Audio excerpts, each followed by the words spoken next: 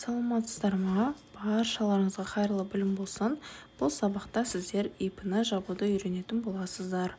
Яғни сіздерге кабинет налогоплательщикіға кіріп алу қажет болады. ИП-ні сол жерден жабатын боламыз. Кабинет налогоплательщика войти по ЭЦП, және бұл жерде ЭЦП таңдаймыз. Өзіміздің ЭЦП-ларымызды таңдаймыз, парольдарымызды жазып, порталға кіріп алатын боламыз.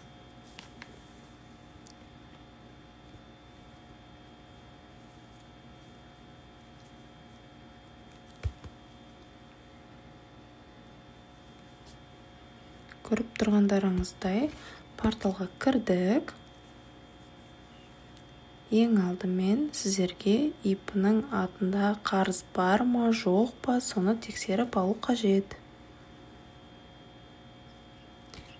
Лицевой счетты ашамыз. Лицевой счетта сіздерде ешқандай пене қарыз болмау қажет.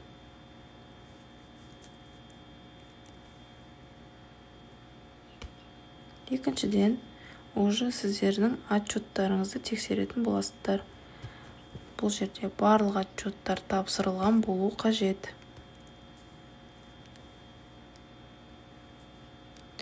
Барлық отчеттар тапсырылу тұру керек. Және айта кететін жағдай, мысалға сіз ИП-іңізді қазір жауып жатсаңыз, 2025-тің налоговый отчет бересіз. 910 форма ликвидационный отчетты 2025 жылдың бірінші жарты жылдығы деп беретін боласыздар. Кейбір кісілерде ошибка болып жатады.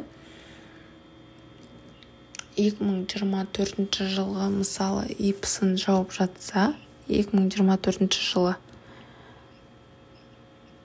910 форма ликвидационный отчетты береді, налоговый заявлениесін беріп жатады. Ол кезде сіздердің ИП-ларың жабылмайды. Сіз бір күн болсын келесі жылға өтіп кетсеңіз, сол жылдың бірінші жарты жылдық отчетін ликвидационный деп беретін боласыздар. Енді қазір 2025 жылдың 4-ші айы болғандықтан 910 форма бірінші шарттық ликвидационный деп беретін боламыз. Яғни отчет тапсырамыз.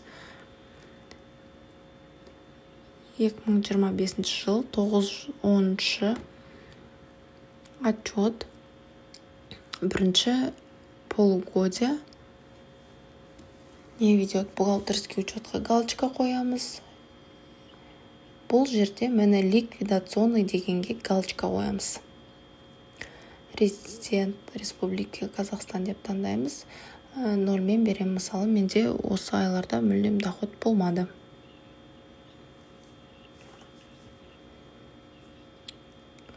Ал егерде доходтарыңыз болса, онда доходты көрсетіп, налогын төлеп, одан кейін барып жабу қажет болады.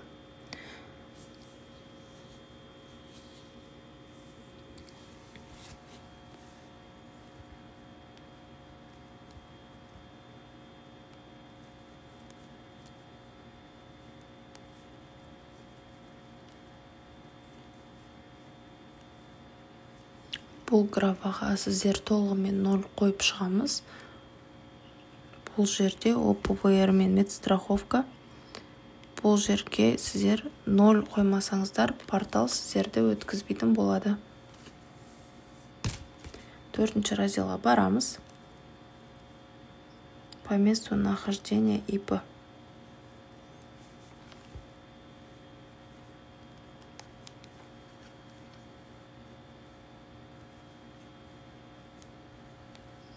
Оны біздер сервисі, регистрационный данные, осы жерден ИП-ның адресін бәрін көретін боламыз.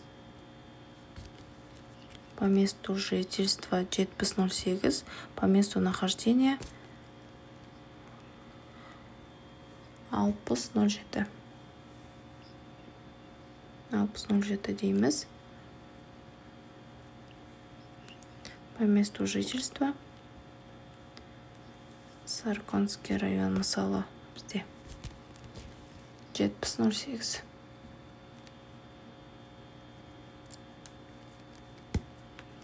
Бұл жерде міндетті түрде ипларымыз қай жерде орналасқан, сол жерде белгілейтін боламыз. Алмалинскому району. Проверить заполнениесін басамыз. Бізде ошибка шығарып беріп тұр.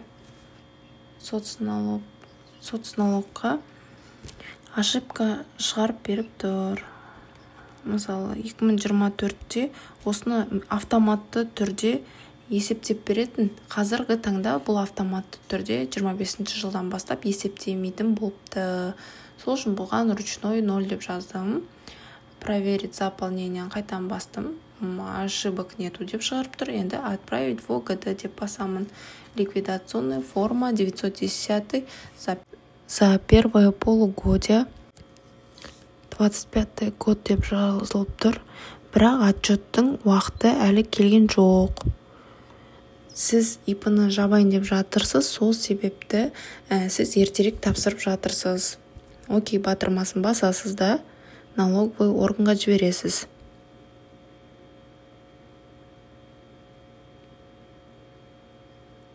Сіздің отчетыңыз журнал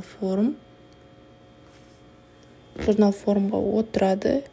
Ликвидационный 2025 деп.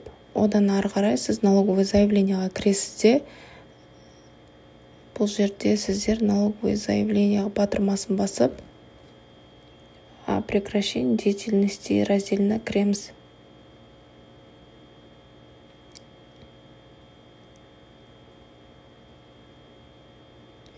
Бұл жерде статья 67-ні таңдаймыз.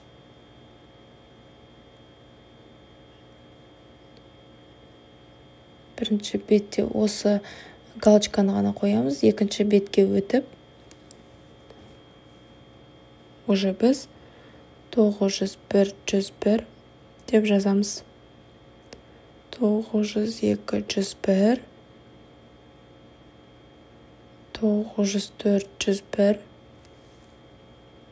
905-101.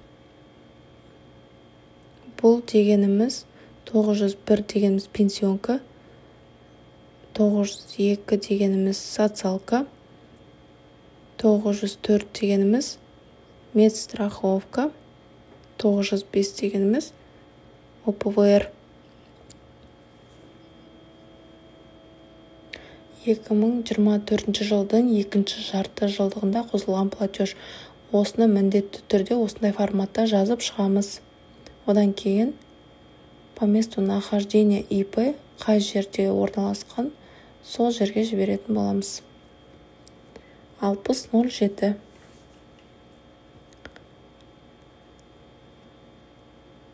Жаздық. Проверить заполнение, ошибок нет дейді. Енді отправить в ОГД деп жібереміз. Жібергеннен кейін 10-15 күн ішінде жабылады негізі. Баршаларыңызға қайырлы білім болсын.